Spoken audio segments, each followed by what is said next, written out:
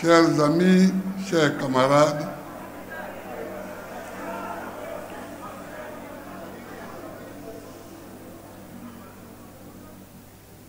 je veux d'abord saluer la présence des diplomates et leur dire merci d'honorer notre congrès en étant présent.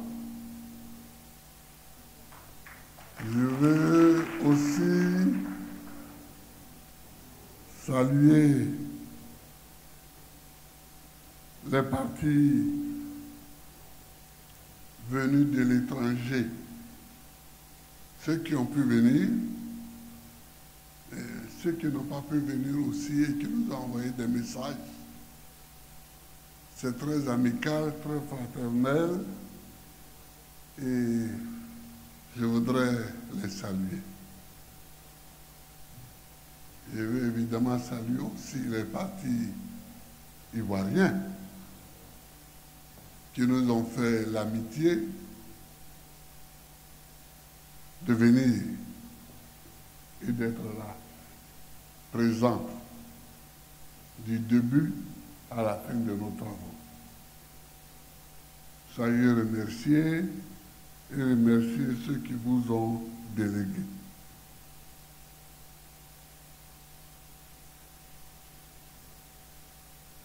Je veux saluer surtout aujourd'hui les chefs traditionnels de Blocos. Vous savez, l'hôtel Ivoire est construite sur la terre de Blocos. En ce moment, nous étions élèves au lycée classique ici. Il y a eu même des petits palabres. Un jour, j'ai vu Yassé Philippe qui est venu à Blocos pour parler durement parce que les gens de Blocos se plaignaient. Mais je veux les saluer de nous avoir accueillis fraternellement, de nous avoir accueillis vraiment fraternellement, surtout d'avoir donné de l'espace pour tous nos camarades qui n'avaient pas de place où aller. Je vous remercie.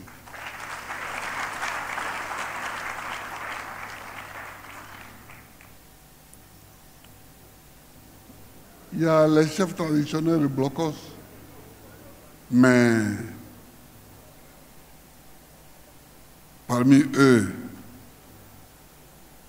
là, assis, il y a mon ami de Bondoukou, Dagbolo Saï, premier. Je voudrais vraiment saluer sa fidélité, sa loyauté. Et cet homme-là, j'ai eu un ami comme ça.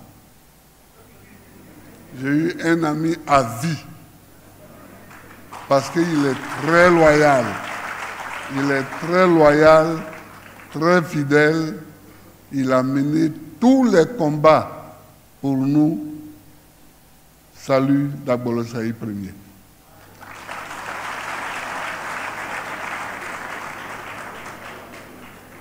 Dans la salle, il y a beaucoup de camarades dont je ne cite pas les noms, mais je voudrais saluer quand même le Cour Vincent, ancien ministre de l'Agriculture, du Feu Boigny, le grand frère Apete Kwasi, je voudrais le saluer, ancien ministre du Feu Boigny. Je voudrais saluer Madame Danielle Boni. Je ne sais pas si elle est là aujourd'hui, mais je l'avais vue hier. Le professeur Pierre Sané, évidemment, nous l'avons vu hier. Pierre Sané, voilà. Succès Masra du Tchad. Je voudrais saluer le camarade français Jean-Pierre Lecoq.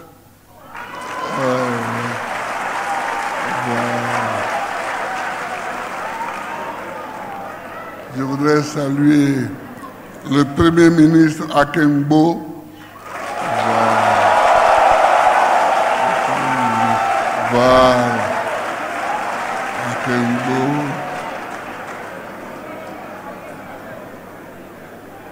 Assedou Nguetta, je ne sais pas s'il est là, le Ghanéen qui a parlé hier. Bon, mais Kadri Tahirou du Niger. Voilà. La délégation du Burkina, la délégation du Mali, je crois que Safia Tour doit être dans la salle. Voilà.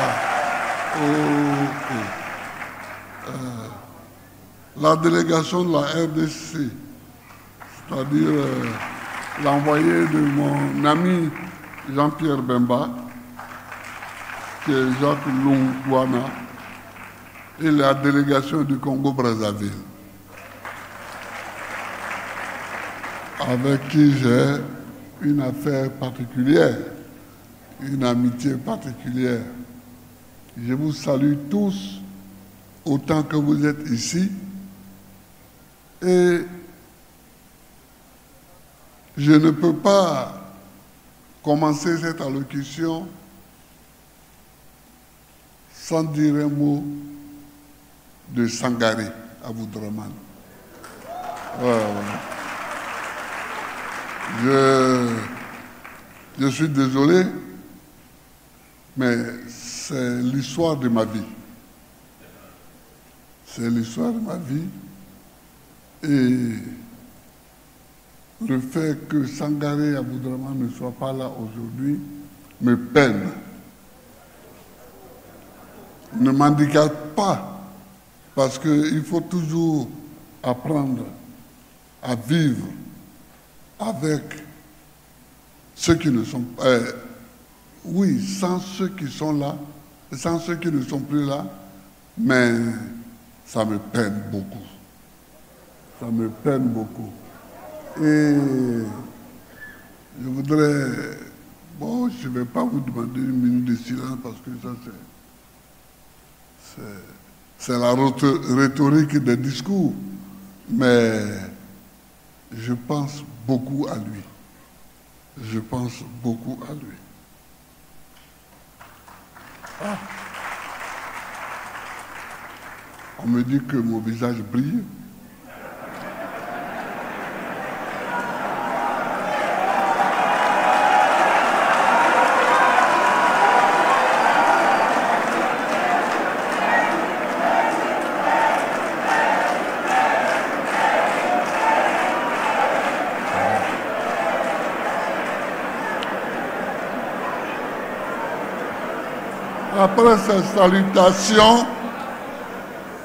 Après ces salutations, donc, chers amis, je voudrais saluer d'abord et avant tout les militants de base. Les militants de base.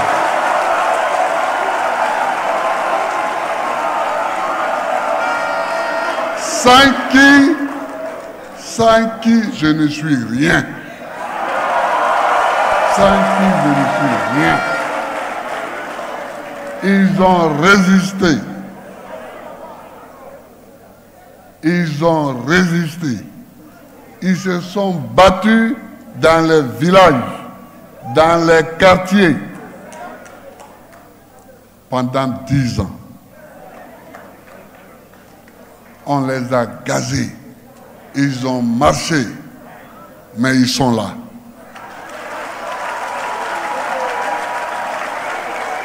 Et ceux-là, je ne les oublie pas.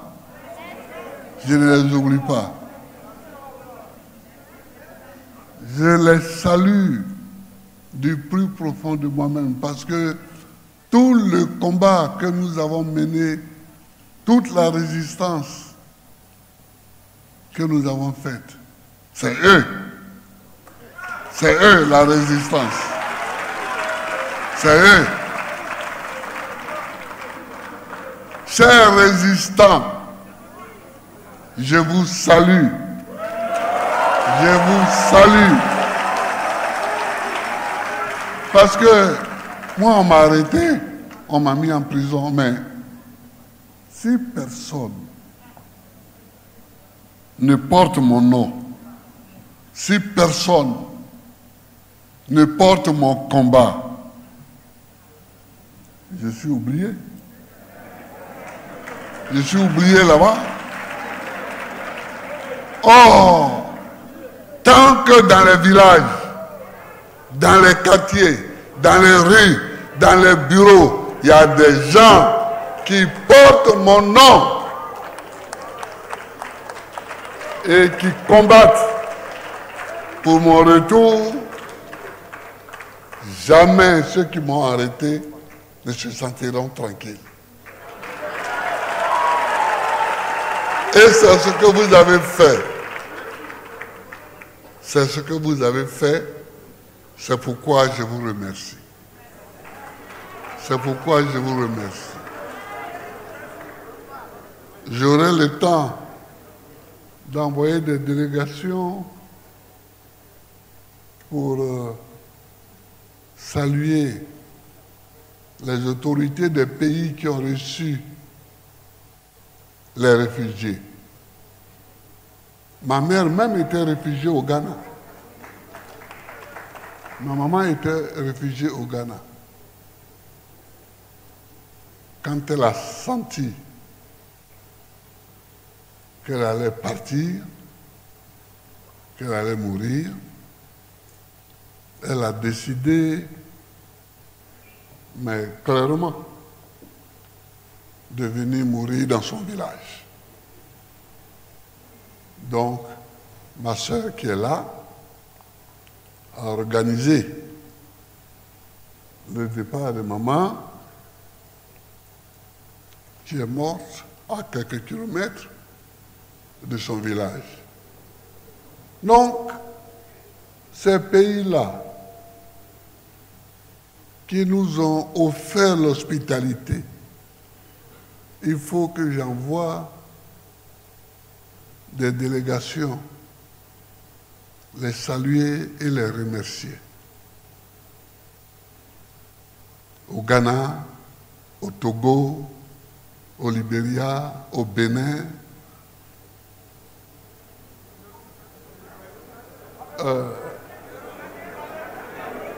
Bon, vous me direz quand on va en discuter, et puis nous allons envoyer des délégations dans tous ces pays. Mais en même temps, il nous faut continuer à dire au gouvernement de Côte d'Ivoire qu'il faut que nos frères exilés reviennent. Il faut qu'ils reviennent. Il faut qu'ils reviennent. Parce que, ou bien on a dépassé une difficulté, ou bien on ne l'a pas dépassée. Mais si on a dépassé la difficulté et que le problème est résolu, pourquoi accepter encore qu'il y ait des frères, des amis, des camarades en exil, dans des conditions désastreuses? Non. Faisons-les venir. Madame, je vous en parle, mais j'en ai parlé avec le président Ouattara. J'en reparlerai avec lui pour dire qu'il est temps d'ouvrir les vannes pour que tous les enfants de la Côte d'Ivoire qui le souhaitent viennent. Parce que ce n'est pas une obligation aussi d'être dans son pays. Mais tous ceux qui souhaitent revenir dans leur pays, il faut qu'ils puissent revenir sans rien craindre de l'État. C'est un aspect de notre combat immédiat. Et nous allons continuer de le mener. Et les prisonniers. Ah, ça, les prisonniers. J'avais dit au président Ouattara, je vous l'avais dit, au sortir de l'audience que nous avons eue, et je le répète, mais les gens sont allés en prison à cause de moi. À cause de moi. Moi, je suis au dehors. Eux, ils font quoi dedans? Voilà.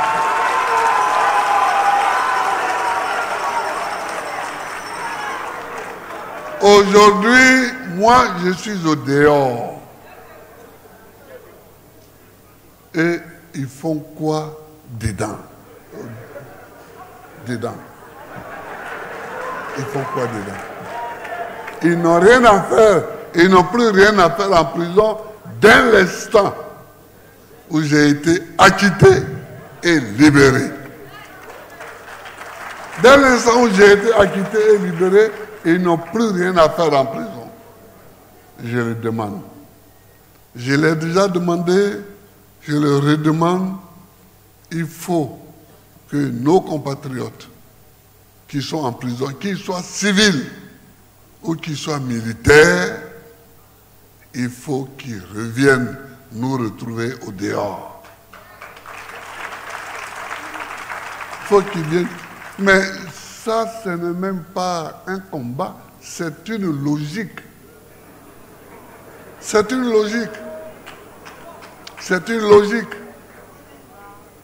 Donc, aidez-moi, mobilisez-vous pour que nous demandions tous, toujours, la libération de nos prisonniers.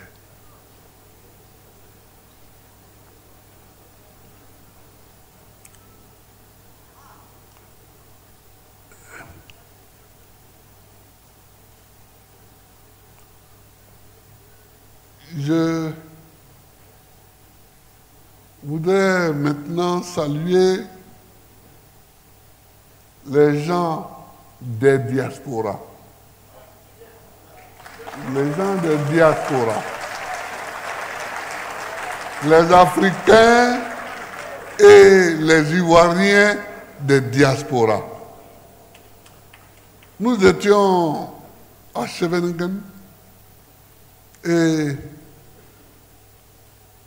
on n'était pas nombreux, mais on était quand même quelques-uns.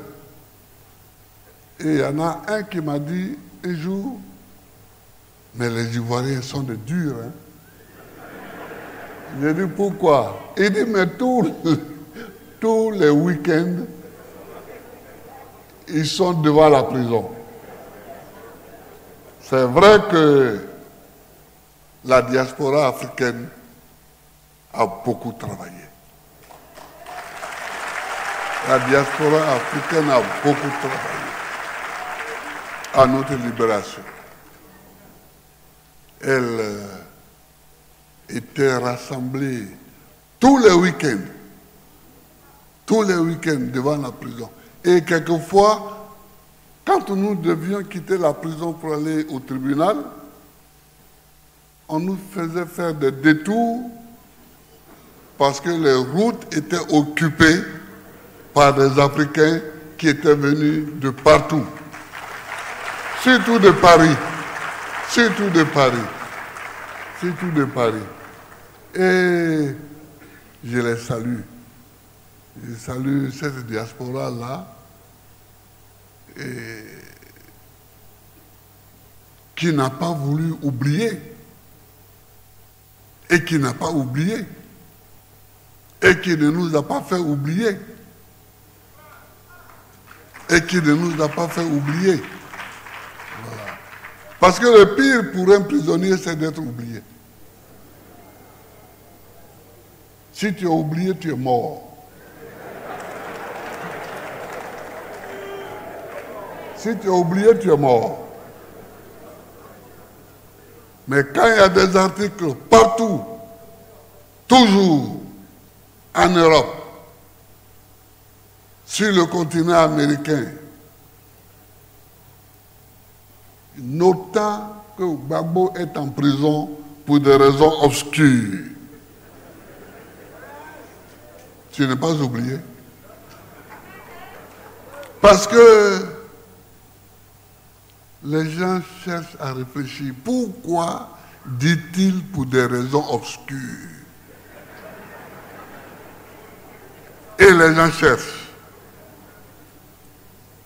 Et comme le bureau du procureur lui-même nous aidait avec ses maladresses grossières, bon, ça faisait que les gens raisonnaient, les gens réfléchissaient. Une fois, on a amené un témoin de l'accusation, une dame. Elle dit, j'ai été violée. Alors, le président du tribunal lui a demandé, vous avez été violée par cet homme-là? Elle dit, non, lui, je ne le connais même pas. On dit bon. Mais c'était des choses comme ça. La cause était entendue parce qu'en droit, on cherche celui qui a posé l'acte délictueux. On cherche celui qui a posé l'acte délictueux. Comment moi, Gbagbo?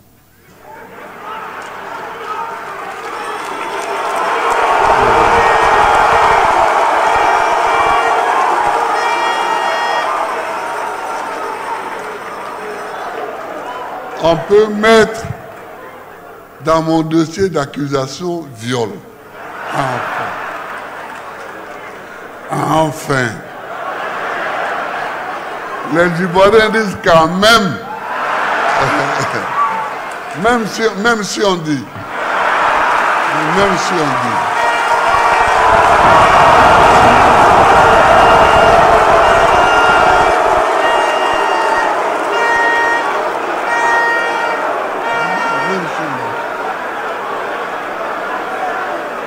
Donc,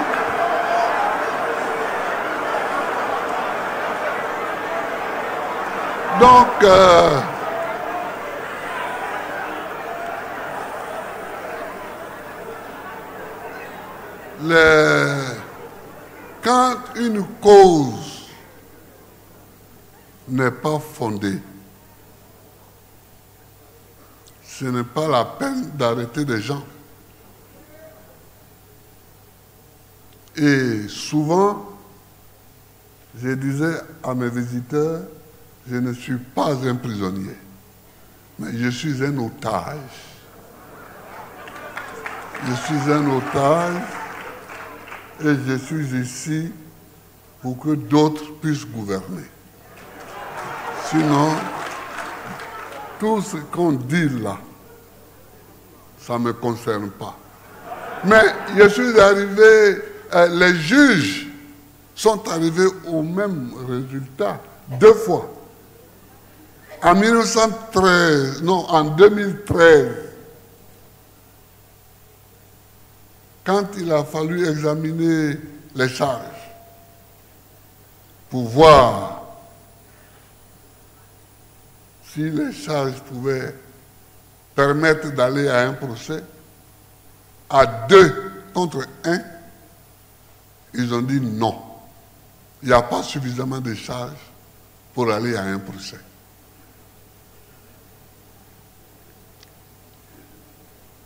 On dit que ça ne fait rien, quand même il faut aller.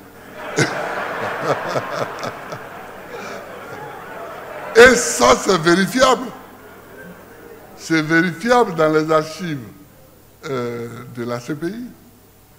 C'est vérifiable et c'est vérifié. Et puis donc voilà. Voilà. Et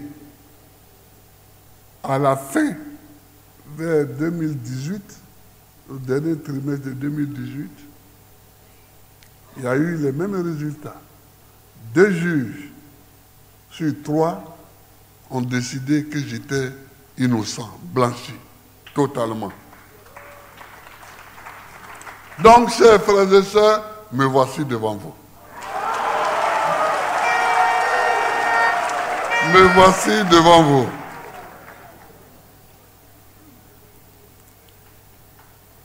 Merci devant vous. Me voici devant vous. Nous allons reprendre ensemble notre chemin. Nous allons reprendre ensemble notre chemin. Pourquoi je dis ça?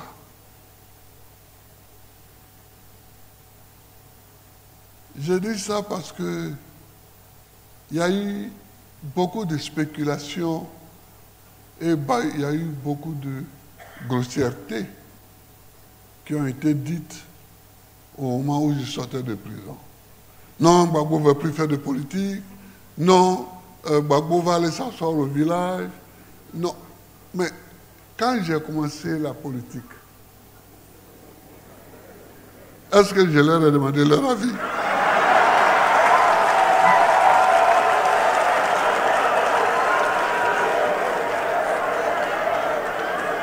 Est-ce que je leur ai demandé leur avis?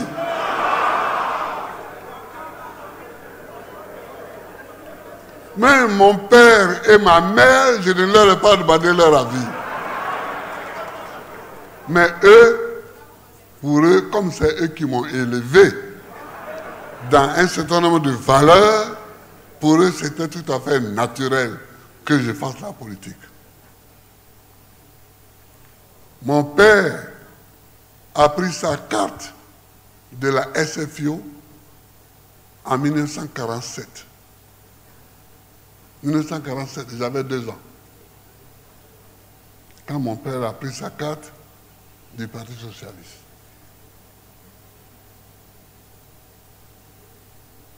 Mon père était arrêté à la prison d'Assabou en 1964.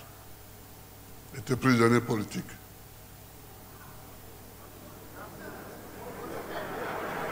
Alors, ma soeur est là, on ne savait pas où aller, puisque moi qui étais le plus âgé, j'avais 19 ans. Mais on a survécu à tout ça. On a survécu.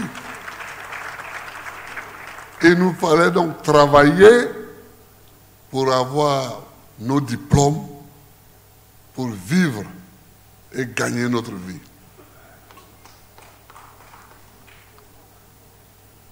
Quand j'étais en terminale, j'ai quitté les classes un matin pour aller chercher du travail.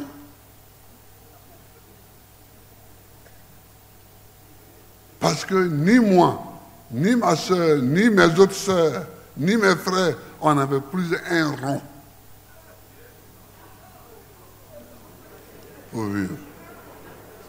Heureusement que je n'ai pas trouvé du travail.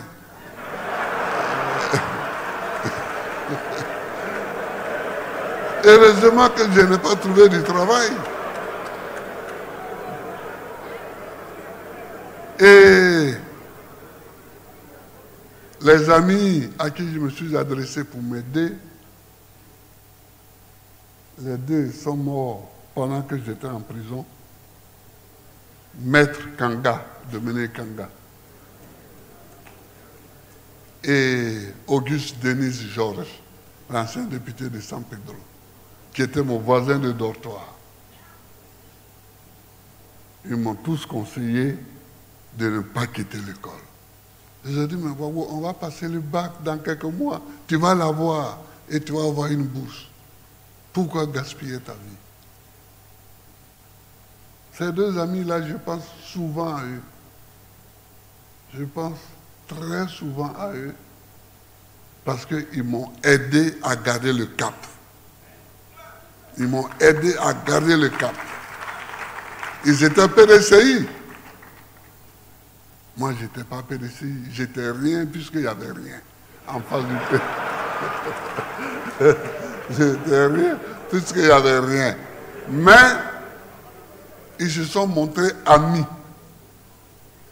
Ils se sont montrés amis à l'homme. Ils ont dit non,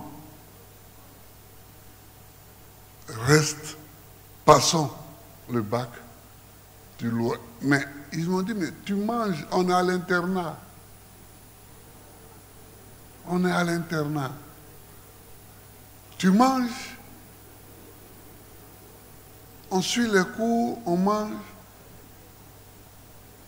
Et c'est comme ça, avec leurs conseils, progressivement, je suis allé, j'ai continué, et nous avons eu le bac, heureusement, et puis bon, le reste, ça nous suivi. Donc, les gens disent, oui, il ne va plus faire de politique. Mais pourquoi il ne veut plus faire de politique? Pourquoi vous voulez, maintenant, sur le tard, maintenant que j'ai 76 ans, m'imposer un calendrier politique dans ma vie? Moi, Babou.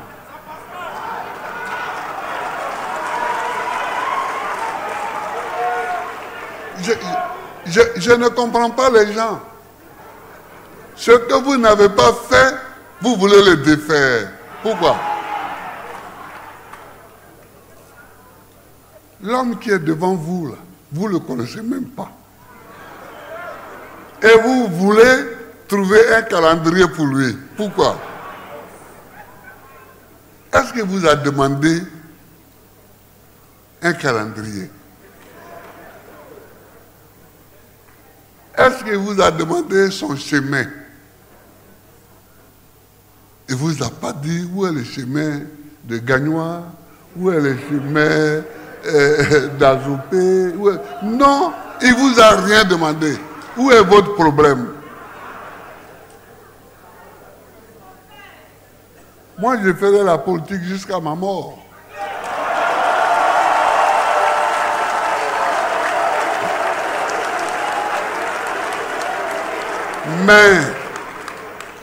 Mais, et je le dirai à la fin de ce discours, c'est moi et moi seul qui déciderai sous quelle forme je fais la politique. Voilà.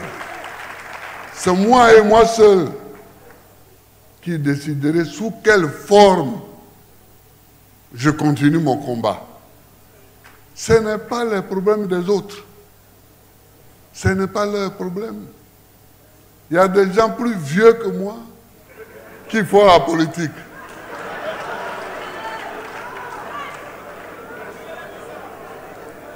Donc, ce débat-là, il faut l'arrêter. Il faut l'arrêter. Et surtout, je ne veux plus qu'il arrive à mes oreilles. Pourquoi? Parce que ce n'est pas le problème de ceux qui le posent. Ce problème-là. Ce n'est pas leur affaire. Je suis un être vivant, un être humain. Et je suis entouré d'autres êtres humains qui sont des camarades. Et nous sommes dans une entité appelée parti politique. Nous prenons nos décisions. Nous pouvons décider que ceci, que cela. Mais ce n'est pas les autres qui, au dehors, vont dire, bon, il faudrait qu'il aille s'asseoir au village, il faudrait que... Mais vous connaissez mon village?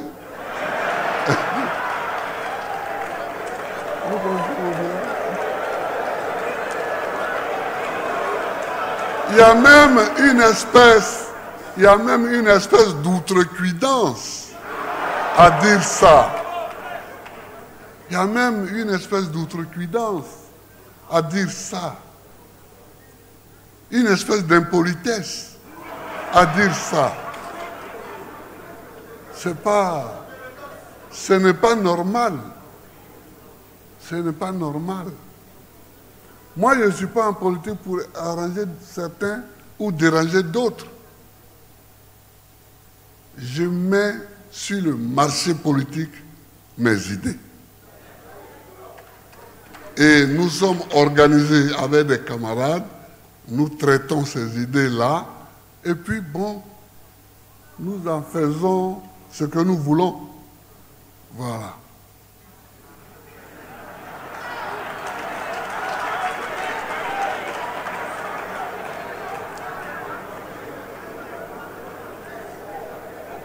Depuis que je suis venu, comme je suis maintenant au chômage, je regarde souvent la télévision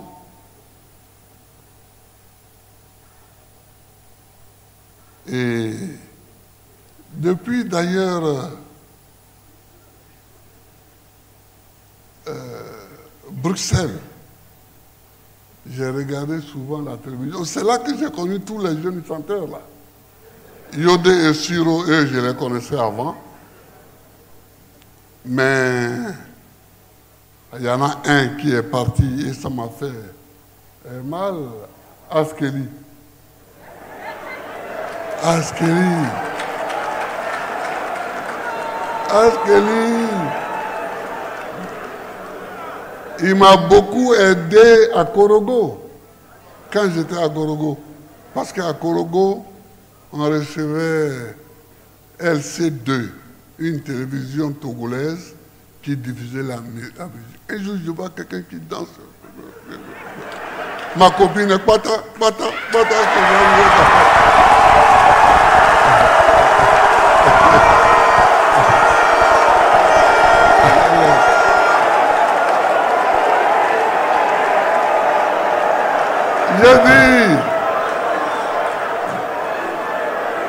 J'ai dit, c'est qui ça? Ah, on m'a dit, vraiment, c'est un chanteur déjanté ivoirien. Et bon, je l'ai adopté, je le regarde.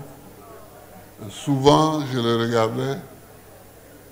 Et puis, là, j'avais souhaité qu'on l'invite à ce congrès pour chanter un peu comme les autres. Et puis, quelque temps avant, le congrès, on me dit qu'il est décédé. C'est parce qu'il est très amusant. Il est très amusant et il est très... Donc, ça m'a aidé à découvrir même celui, le coupé. Oui, lui, je l'ai découvert il n'y a pas longtemps à Bruxelles. Son coupé décalé, là, ça me plaisait, son chant. Son chant me plaisait.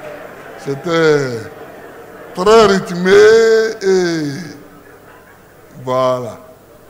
Bon, donc j'ai regardé la télévision.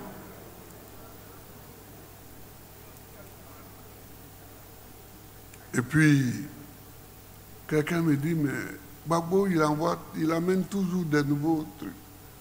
Il était venu au temps d'Oufoué avec la démocratie. Maintenant, il vient avec panafricanisme. D'où ça sort? Mais je vais vous dire d'où ça sort.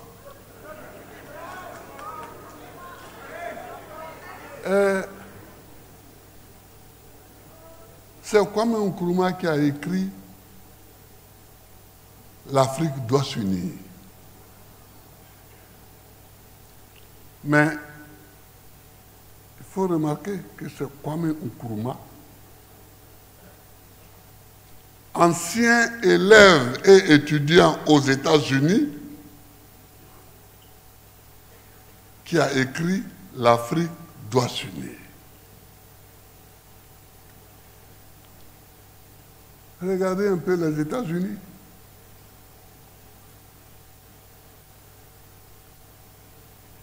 Regardez les États-Unis. Ça fait 2 siècles qu'ils sont indépendants. Ils ont lutté dur pour leur indépendance.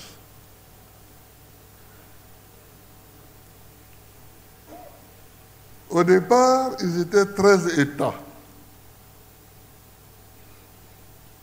13. Ça vous dit rien? Non, je suis pas Daiko. Je ne suis pas mon collègue Daiko. Mais ça, c'est la CEDEAO déjà. C'est déjà la CEDEAO.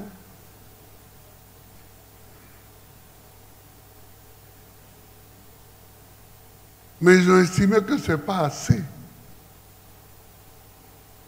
Ils se sont battus. Après la guerre de sécession, ils ont aggloméré tous les États qui, en Amérique, se formaient. Aujourd'hui, ils sont à plus de 50 États. Je crois 51. Autant que l'Afrique.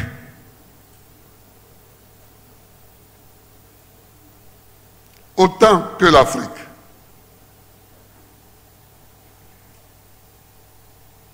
Est-ce que ça vous dit rien? Regardez un peu le monde et voyez quels sont les puissants. Les puissants sont les grands de taille. La Chine, les États-Unis, la Russie, le Canada, ce sont les pays qui sont, comme le disait un de mes anciens collègues président de la République, qui sont balèzes. Ouais, ouais. Mais nous, chacun peut être président dans son village. On a un petit tronçon de pays et on est président là et on est content.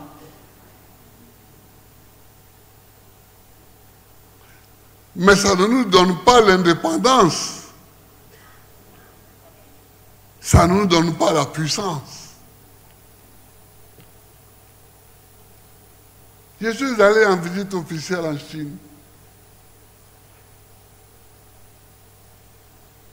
J'étais arrêté à côté du président chinois et puis on jouait l'hymne national de Côte d'Ivoire et après l'hymne national chinois. Mais quelles étaient mes pensées en ce moment-là? J'ai dit, on me blague. Parce que, apparemment, nous sommes 2 chefs d'État égaux. Mais c'est en apparence. Apparemment, nous avons 2 drapeaux, 2 hymnes, 2 délégations. Nous discutons. Mais je ne suis rien par rapport à lui. Il faut que les Africains pensent ça. Il faut qu'ils sachent ça.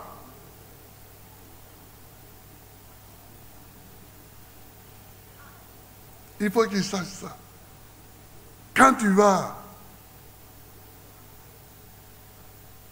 à l'Élysée et que tu montes, le président descend les escaliers pour venir t'accueillir et que tu montes, puis la garde est là, à droite, et tu la salues, tu te prends pour un grand. tu te prends pour un grand. Mais est-ce que celui qui t'accueille te prend pour un grand?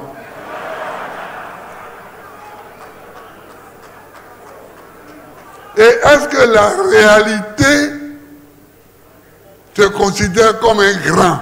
La réalité des faits et la réalité politique. C'est ça. Mes frères, tant que nous sommes dans des micro-États comme ça, nous ne sommes rien. C'est de là que part l'idée du panafricanisme.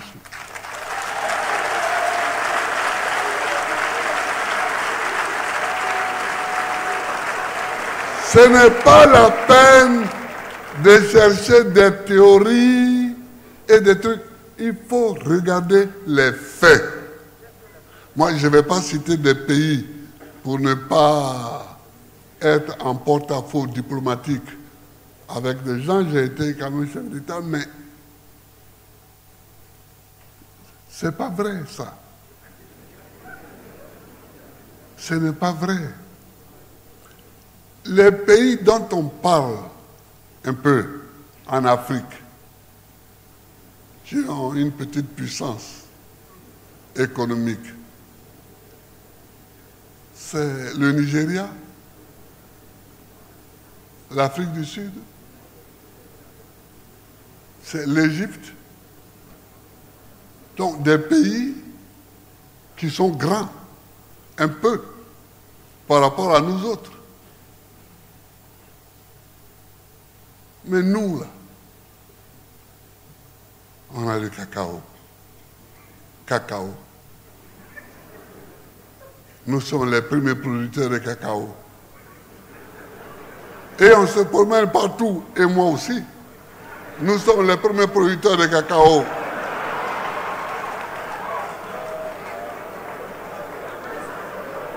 San Pedro est le premier port cacaoyer du monde.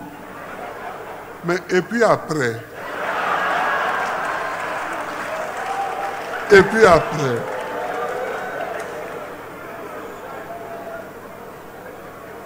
vous savez, ce qui a fait le problème entre Houphouët-Boigny et la Banque mondiale à la fin de la vie d'Houphouët-Boigny, c'est qu'il a tenté de bloquer le cacao pour faire monter les coûts. Quand la Banque mondiale a vu ça, elle a diversifié. En Malaisie, elle a donné de l'argent pour qu'on développe la culture cacaoyère là-bas. Ouais, je sais pas, tu veux nous faire chanter pourquoi? Ils ont les moyens. Et même l'Europe, qui a colonisé la plupart des pays africains. L'Europe se trouve être petite. Chaque pays d'Europe se trouve être petit aujourd'hui. Donc, dès la fin de la Deuxième Guerre mondiale, il y a un processus qui a commencé et les Européens sont en train de s'agglomérer, de se regrouper. Ils ont déjà créé une monnaie unique, mais on ne crée pas une monnaie unique comme ça. C'est qu'ils s'en vont, ils avancent. Ce processus-là va aboutir à la création d'un État plus tard. Et cet État-là pourra au moins rivaliser ou bien tenir tête aux États-Unis, à la Russie, à la Chine. Voilà les blocs qui se dessinent. Voilà le bloc qui se décide. Les États-Unis, la Russie, la Chine, l'Europe. Pendant ce temps, nous, chacun met ses bras dans la poche. Il fait jouer l'hymne national chaque matin devant sa maison. Il fait flotter le drapeau sur le toit de sa maison. Et puis on est là. Non. Non. Non. Et non. Il faut ouvrir les yeux. Il faut ouvrir les yeux. Il faut ouvrir les yeux. Aujourd'hui, il y a l'Afrique et il y a l'Amérique latine qui sont encore fragmentés. C'est pourquoi il faut que les États africains s'unissent. C'est pourquoi il faut que le PPACI fasse appel aux autres partis progressistes pour que nous nous unissions. Il faut que nous soyons le ferment. Il faut que nous soyons le ferment de la lutte. Il y en a, j'ai écouté quelqu'un qui dit, mais Babola, quand il était président, il n'a rien fait. Mais si, il a commencé et puis on m'a fait la guerre. Et les gens, il y en a qui parlent comme si la guerre, ce n'était pas une réalité réelle. Mais la guerre était une réalité. Je suis le premier président de Côte d'Ivoire qui a fait élire un Ivoirien à la tête de l'OUA. Premier. C'est parce que je croyais à l'organisation panafricaine. Et je voulais qu'on y aille. Et ce secrétaire général de l'OUA, Essi Amara, notre diplomate très chevronné, a été le dernier secrétaire général de l'OUA et le premier président de la Commission de l'Union africaine. J'ai fait ça.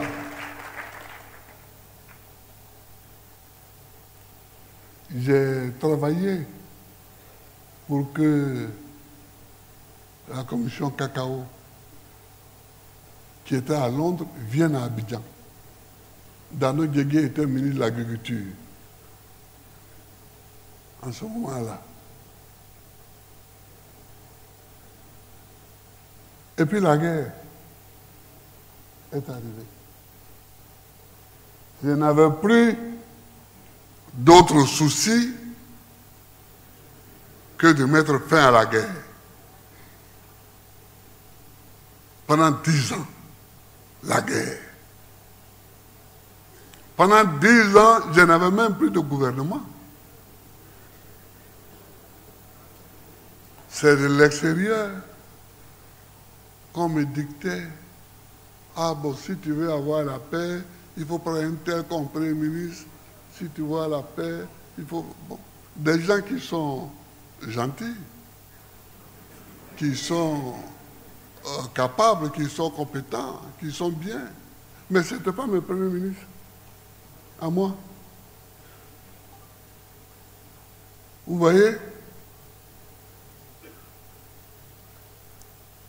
Dans la première phase, le seul premier ministre que j'ai nommé, c'était Afinguessan.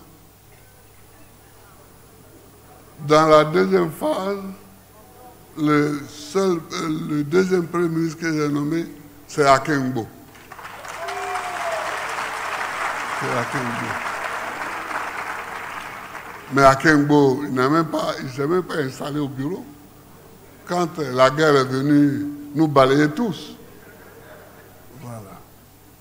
Donc, Le panafricanisme n'est pas un slogan. Le panafricanisme n'est pas un slogan. C'est une réalité. C'est une réalité.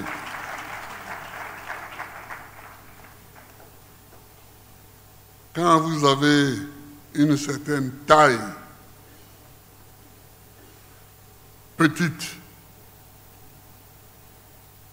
et que vous n'avez que le cacao à proposer, vous ne vous bandez pas les muscles pour vous promener devant les gens. Parce que quand vous passez, chacun rit. On joue votre hymne, mais les gens sourient.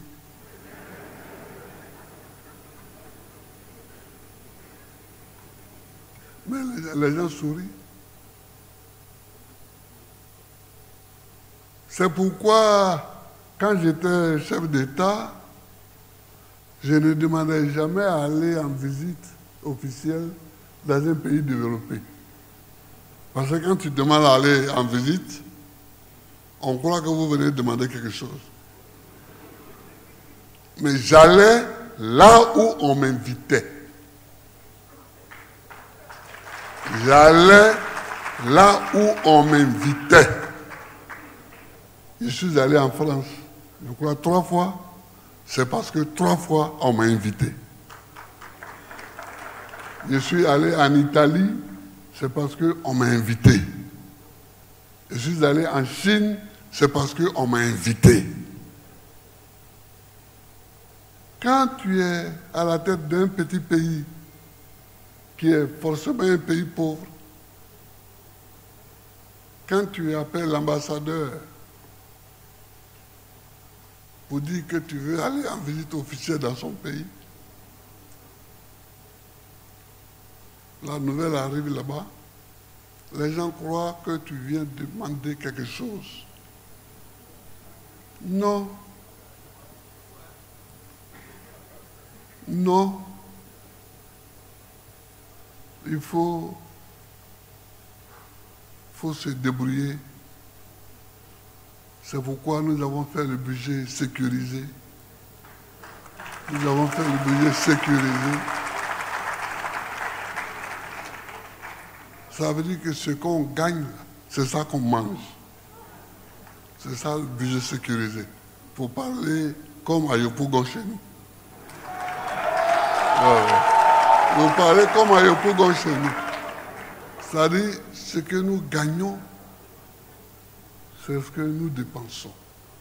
Je ne sais plus comment c'est maintenant, mais à l'époque, nous dépensions 100 milliards par mois pour les salaires des fonctionnaires. On les avait. Et on les sécurisait. Et puis les autres dépenses de l'État. Bon. Mais on avait ce qu'il nous fallait pour faire face aux dépenses de l'État. Et je me faisais un orgueil de faire les dépenses incontournables de l'État sur ce que nous gagnions. J'ai commencé à construire Yamoussoukro. Mais en construisant Yamoussoukro, le palais de l'Assemblée nationale devait nous être livré en 2012. On m'a arrêté en 2011. Le palais est toujours tel qu'il est. La présidente de la République est là, mais c'est pas grave, je ne suis pas là pour ça. Mais ce que je veux dire, c'est que sur ça, je n'ai pas emprunté un franc.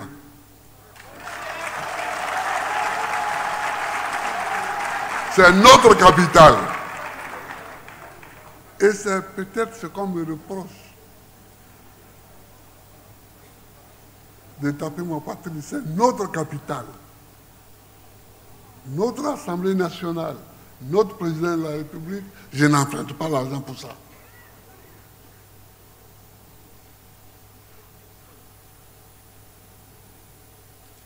Là où on a emprunté, c'est pour arriver à Yamoussoukro. Parce que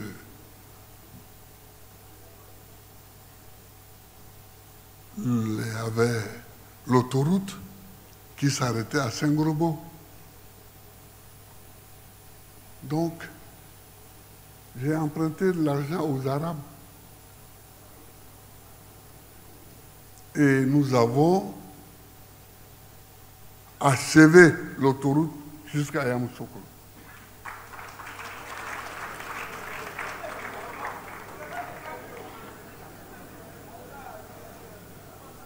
Alors, chers amis,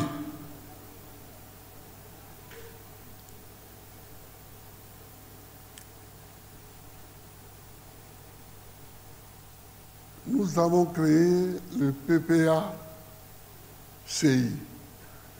notre parti. Ce n'est pas la peine de revenir sur les raisons qui nous ont poussés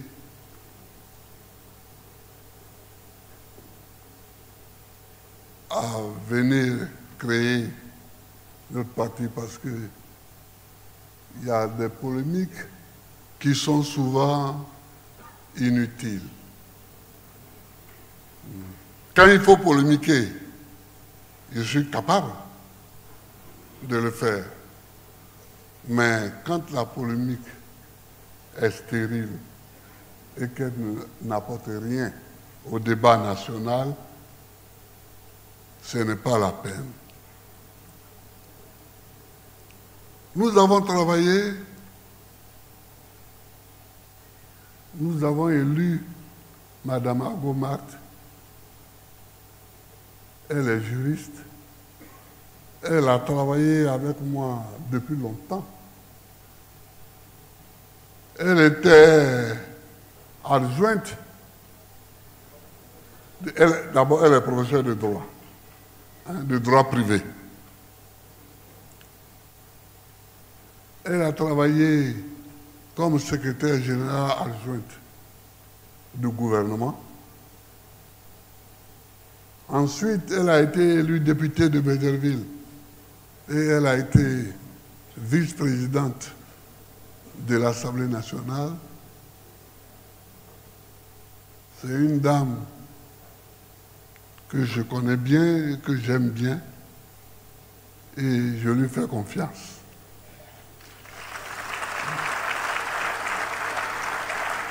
Je lui fais confiance parce que je sais qu'elle est sans complaisance. Quant à moi, vous m'avez élu président du parti. Je vous remercie. Je vous remercie énormément. Mais ce que je voulais dire, j'ai déjà dit que ça n'appartient à personne d'autre de me fixer le terme de ma carrière. Ça m'appartient à moi. À moi seul, à moi et à mes camarades. Donc ce que je voulais vous dire aujourd'hui, maintenant, c'est que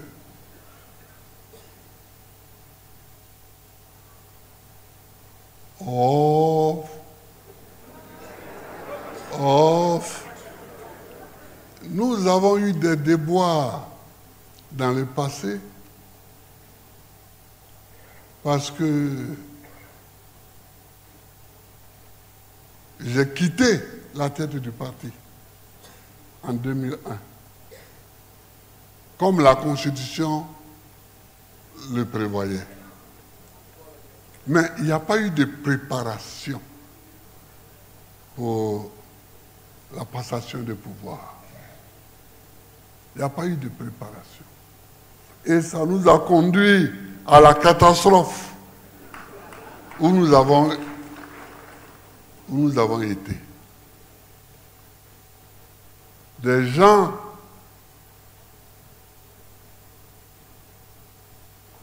ont été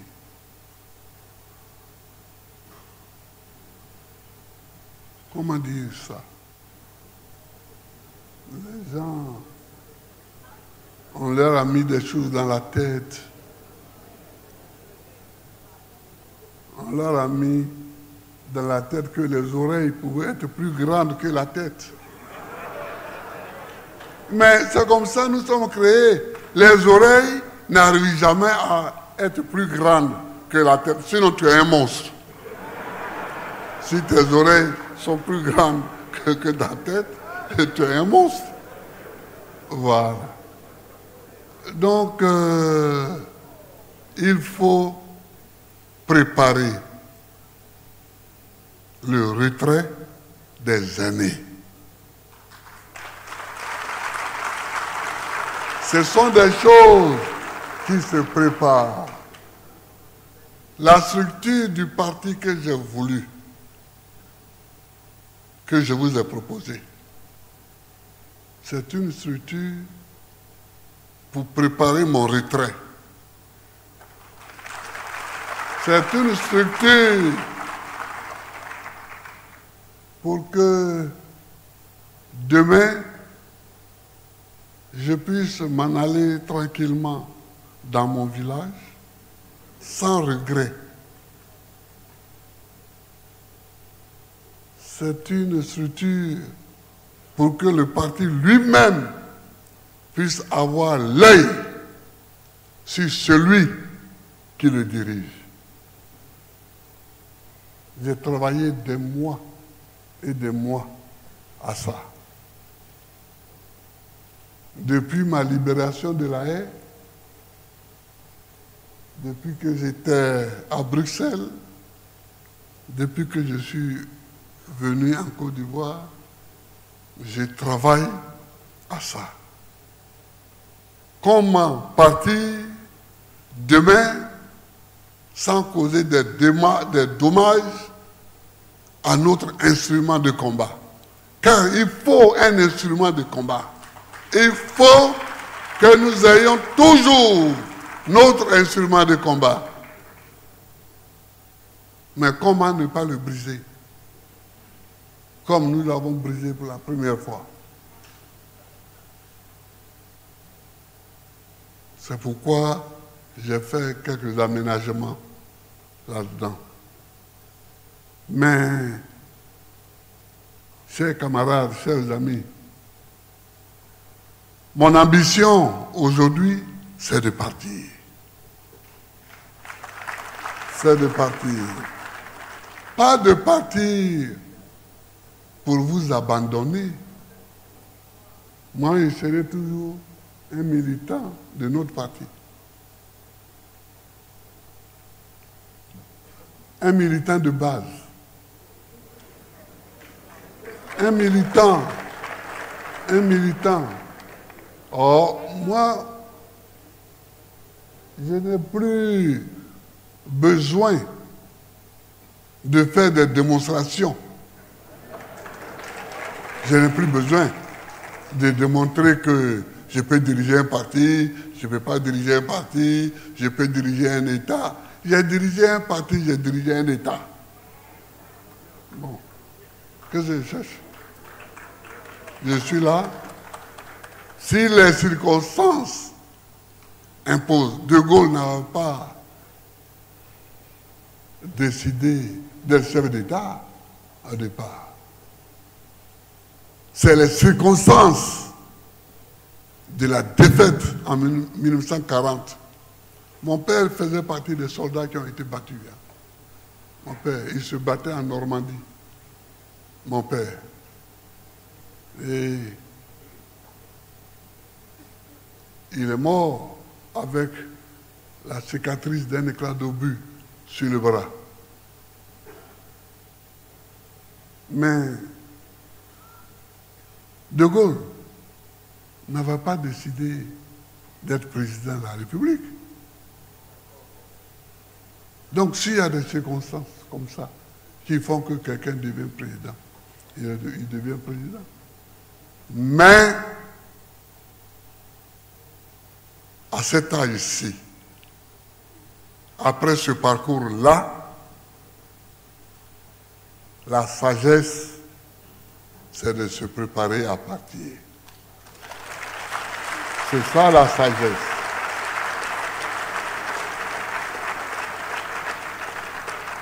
Mais j'ai décidé que je ne partirai pas brusquement.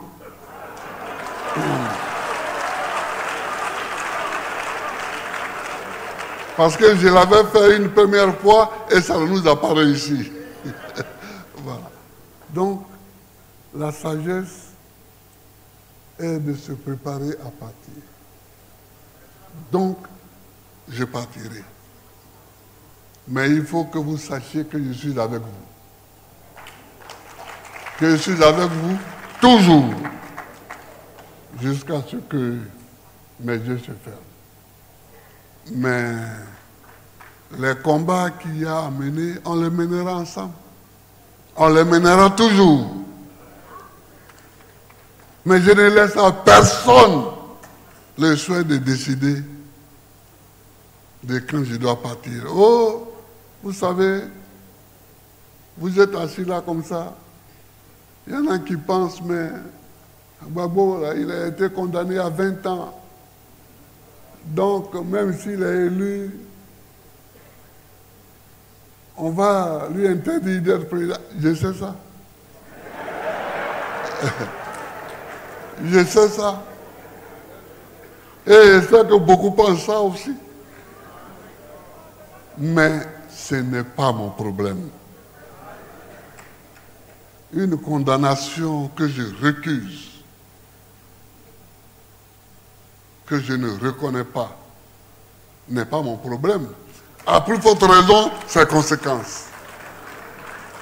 Et même si demain, on me dit, tu n'es pas président à cause de cette fausse condamnation, il faut que le parti soit en capacité de continuer sa route.